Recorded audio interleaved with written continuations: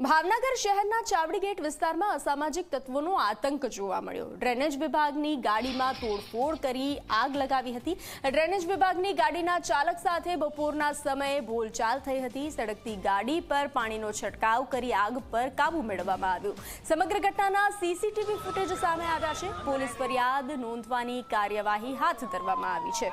તો આપ આ દ્રશ્યો જોઈ રહ્યા છો। બપોરે બોલાચાલી થઈ હતી, ત્યારબાદ આગ લગાવવામાં આવી। આ આગ લગાવવાનો वीडियो जो है सामे आव्यो छे।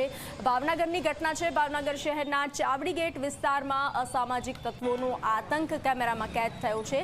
ड्रेनेज विभागनी गाडीमां तोड़फोड़ करी हती। ड्रेनेज विभागनी गाडीना चालक साथे बोलाचाली थई हती, माथाकूट थई हती। सड़कती गाडी पर पाणीनो छंटकाव करी अने हाल आग पर काबू मेळववामां आव्यो छे। त्यारे समग्र घटनाना सीसीटीवी फूटेज सामे आव्या छे।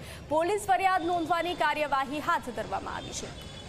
तो बे दृश्यो आप जोई रह्या छो।